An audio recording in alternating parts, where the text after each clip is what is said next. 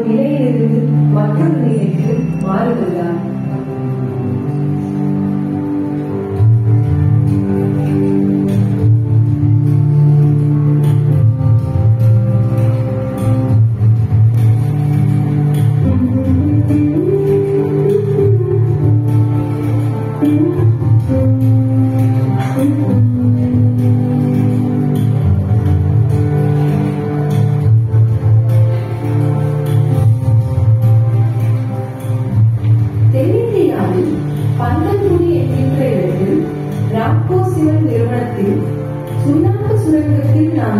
மாற்றத்திற்கான ஒரு அக்கறையான செயல் நடைபெறுவதை பார்க்கின்றோம். சுற்றுப்புற சூழல் சமநிலை மற்றும் மறு சீரமைப்பை நோக்கி ஒரு படி எடுத்து வைக்கப்பட்டிருக்கிறது.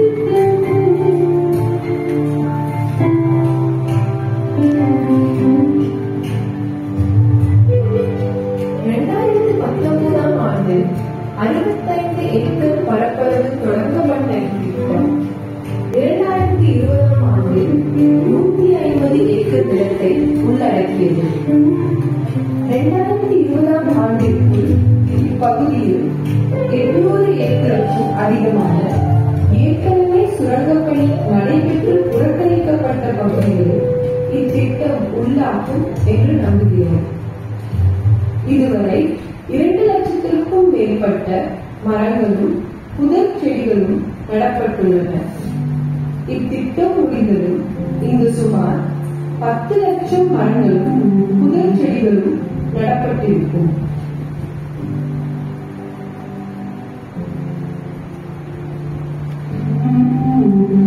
நிரந்தர மாற்றத்திற்கு பல வகையான உயிர் தாவரங்களும் அவசியம் என்பதால் 80க்கும் மேற்பட்ட உள்ளூர் சார்ந்த மரங்களும் புதர் செடிகளும் இங்கே வளர்க்கப்படுகின்றன.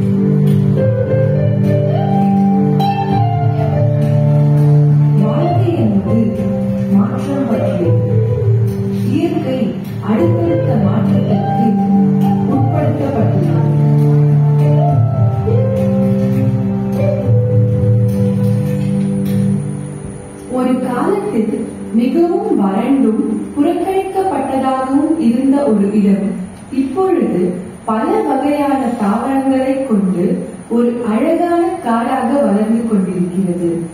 இது அதிசயமாக இல்லையா?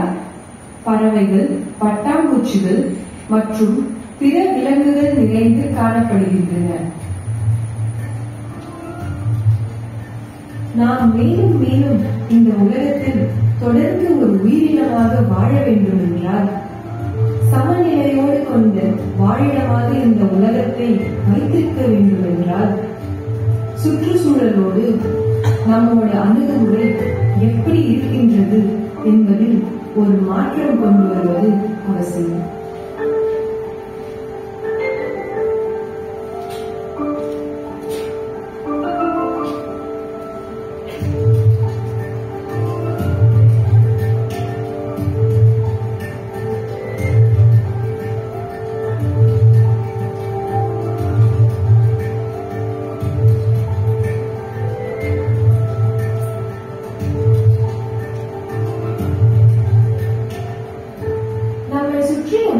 மாற்றம் தொடர்ந்து நடந்து கொண்டே இருக்கின்றது.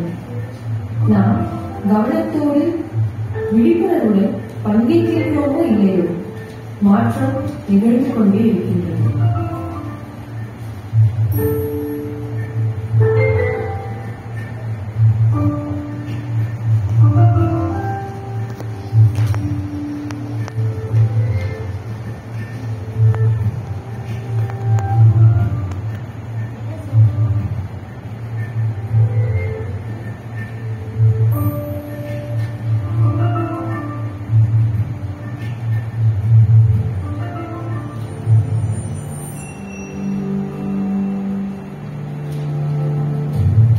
நம்முடைய செயல்தான் நம்மை மாற்றம் எந்த திசையில் கொண்டு செல்ல போகின்றது என்பதை தீர்மானிக்கும்.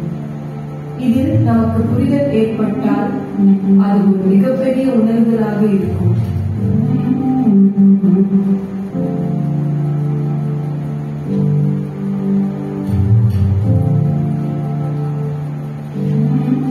தற்போது துவங்கியுள்ள இந்த காடு என்னும் பயணம் வரும் காலத்தில் ஒரு முதிர்ச்சி அடைந்த வளமான காடாக உருவாகி மேலும் பல உயிரினங்களுக்கும் வீடாக அமையும்.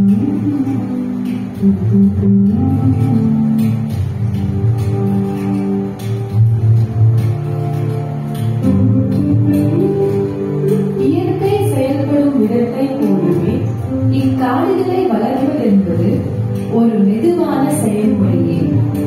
ஆனால் நாம் இயற்கையின் சரியான இடங்களில் பார்த்து அது செயல்படும் முறையை புரிந்து செயல்பட்டால் காடு வளர்ப்பதென்பது நம் கண் முன்னேயே நிகழ்வதை காணலாம்.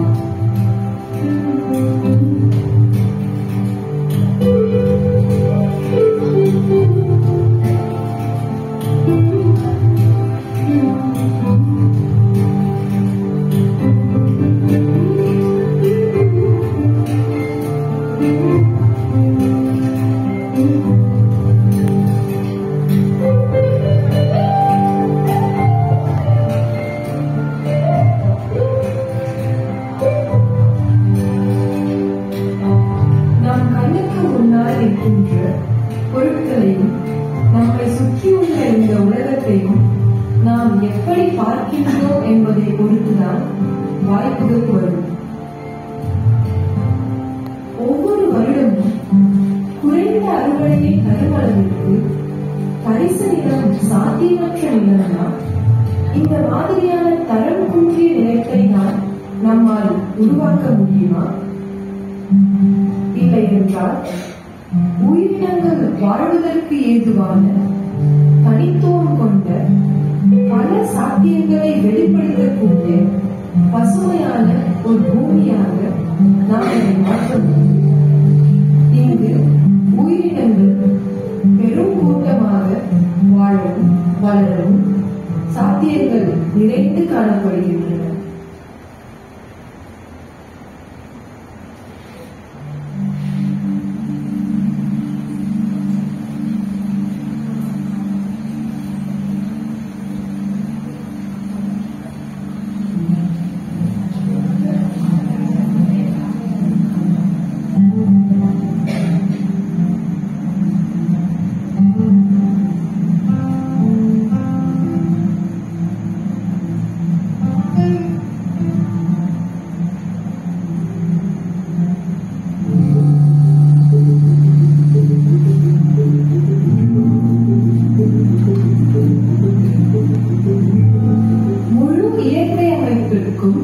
ஆதாரம் தாவரங்களே.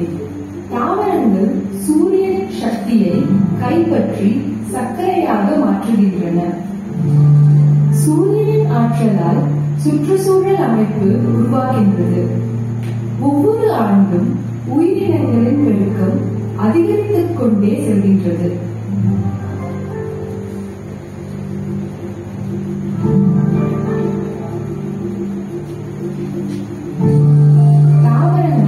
விலங்குகள் மற்றும் பூஞ்சைகள் ஒன்றோடு ஒன்று கொண்டுள்ள தொடர்பு காடுகளை மேலும் செழிப்பானதாக வளர செய்கின்றன.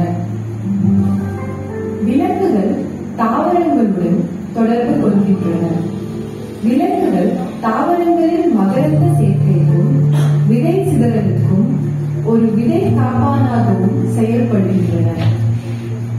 சில விலங்குகள் தாவரங்களை உணவாக உட்கொண்டு ஆற்றலை பெற்றுக் கொள்கின்றன. மேலும் தன்னை சார்ந்த விலங்குகளுக்கும் அவ்வாற்றலை பகிர்ந்து கொள்கின்றன. மேலும் சில விலங்குகள் மற்ற விலங்குகளையும் இரையாக உண்ணுகின்றன.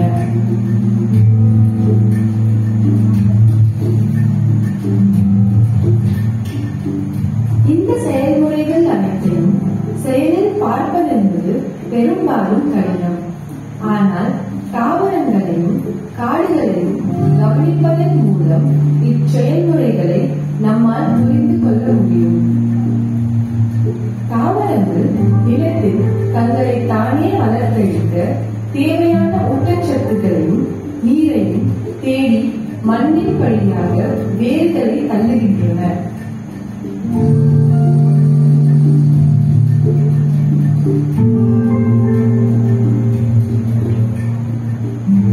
அவற்றின் இலைகளும் கிளைகளும் சூரிய ஆற்றலை நோக்கி வளர்ந்து மற்ற தாவரங்களுடன் போட்டியிடுகின்றன.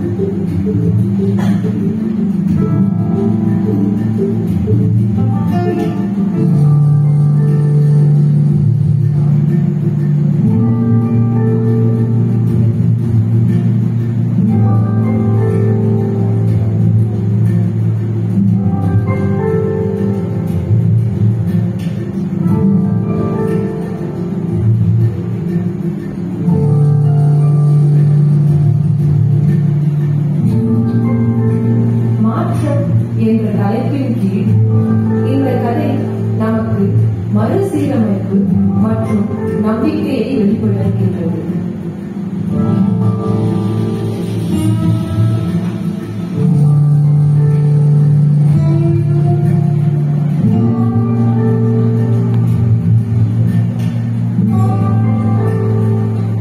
எங்களுக்கு இத்திட்டத்தை செயல்படுத்துவதற்கான ஆர்வம் இங்கிருந்த நிலத்தையும் மற்றும் உள்ளூர் பகுதியில் உள்ள பூர்வீக தாவரங்களையும் கவனித்ததின் காரணமாகவே வந்தது. எங்கள் திட்டம் வெற்றிகரமாக செயல்பட நாங்கள் இயற்கையோடு இணைந்து பணியாற்ற வேண்டும். இயற்கையில் இருக்கும் தீர்வுகளை புரிந்து கொள்ள வேண்டும். மேலும் உள்ளூர் சுற்றுச்சூழலுக்கு ஏற்றவாறு பல தலைமுறைகளாக இங்கே வளர்ந்து வரும் தாவரங்களை வளர்க்க வேண்டும்.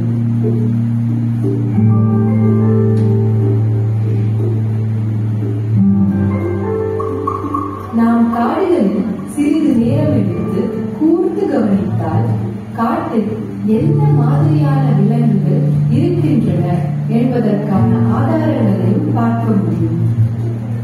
இவைகளை கவனிப்பதன் மூலம் இயற்கை நமக்கு சொல்லும் கதைகளை படிக்கலாம். கம்பளி புழுக்கள் பட்டாம்பூச்சியாக மாறுவதற்கு முன் இலைகளில் துளையிட்டு உண்டு சென்றதையும் நாம் காணலாம். பாதி உண்ட பழங்கள் மற்ற உயிரினங்கள் இங்கு வந்து உணவை கண்டுபிடித்து உண்டதற்கான சான்று.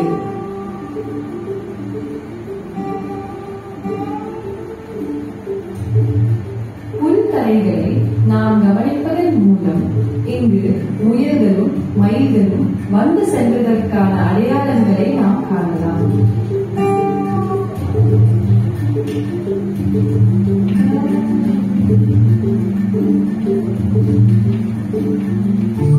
சில வண்டுகள் மற்ற விலங்குகளின் இறந்த உடல் பாகங்களை தனக்கு விருந்தாக்கி உண்டு வாழ்கின்றன. அடர்ந்த காடுகளின் சில மறைவான இடங்களில் இரவில் வேட்டையாடும் பறவைகளால் உண்டு மிஞ்சிய சிறிய விலங்குகளின் உடல் பாகங்களை நாம் காணலாம்.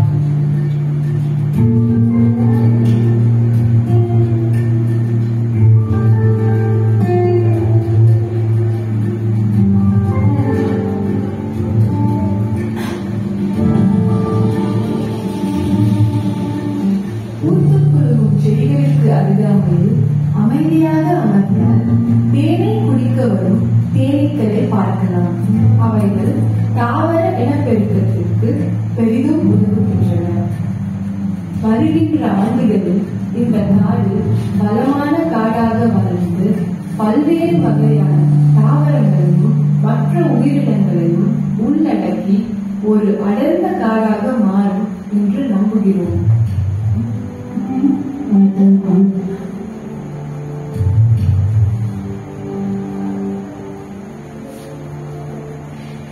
இந்த காடு வளர்ப்பு வேலையை தான் நாம் தொடங்க வேண்டும்.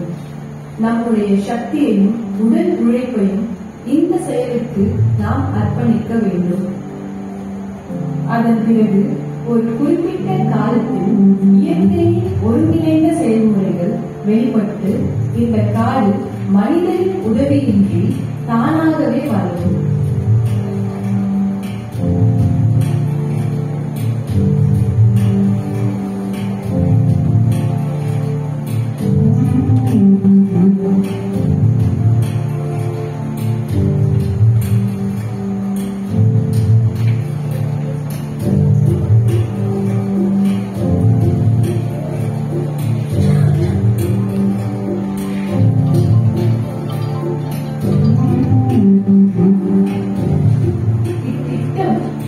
எப்படி இயற்கையோடு இணைந்து வேலை செய்வது என்பது பற்றி மட்டும் இல்லாமல் நாம் எப்படி ஒருவரை ஒருவர் புரிந்து கொண்டு ஒத்துழைப்பு உணர்வோடு நாம் திறமைகளையும் நமக்கு தெரிந்த விஷயங்களையும் மற்றவர்களுடன் பகிர்ந்து கொள்வதும் மற்றும் இத்திட்டத்தின் வெற்றிக்கு தேவையான அறிவை சேகரிப்பதும் அவசியமாகும்.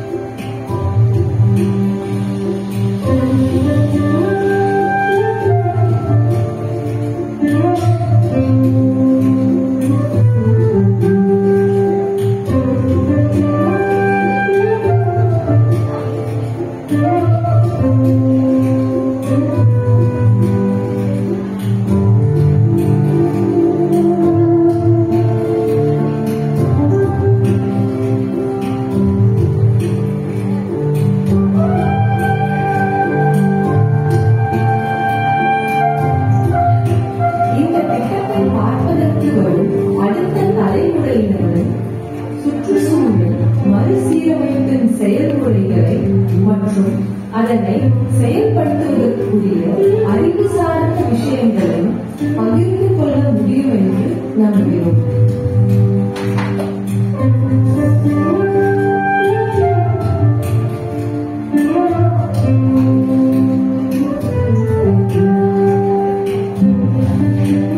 மாற்றத்திற்கான செயல்களை முன்வைக்கும் தலைவர்கள் இருக்கத்தான் செய்வார்கள். தனி நபர்களாகிய நாம் மாற்றத்தை தேர்வு செய்ய வேண்டும். மேலும் நம்முடைய செயல்களை நாமே கூர்ந்து கவனிப்பதின் மூலம் விழிப்புணர்வுடன் நாம் மாற்றத்திற்கான செயல்களை ஈடுபட முடியும். இதற்கான ஒரு வழி என்னவென்றால் நம்மை சுற்றியுள்ள இயற்கையும் சுற்றுச்சூழலையும் புரிந்து கொள்ள நிறைய மக்களுக்கு பயிற்சி அளிப்பதன் மூலம் அவர்களுக்கும் தங்களை சுற்றுச்சூழல் சார்ந்த செயல்களில் ஈடுபடும் அடுத்த கட்ட முயற்சிகளையும் திட்டங்களையும் உருவாக்க முடியும். நாம்கோ நிறுவனம் செயல்படுத்தும் ஒரே சுற்றுச்சூழல் மறுசீரமைப்பு திட்டம் இதுவென்றாலும் அவர்கள் ஈடுபடும் ஒவ்வொரு இடத்திலும் இது போன்ற இயற்கை மறுசீரமைப்பு திட்டத்தை உருவாக்குவதே அவர்களுடைய விருப்பமாக உள்ளது.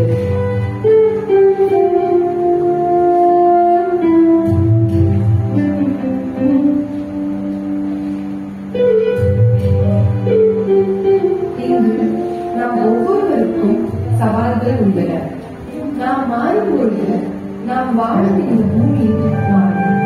நம்மில் போதுமானவர்கள் இயற்கை மற்றும் சுற்றுச்சூழல் சார்ந்த வேலைகளில் தங்களை ஈடுபடுத்திக் கொண்டால் நாம் மிகவும் சார்ந்திருக்கும் இந்த இயற்கையை நம்மால் மீட்டெடுக்கவும் பாதுகாக்கவும் முடியும்.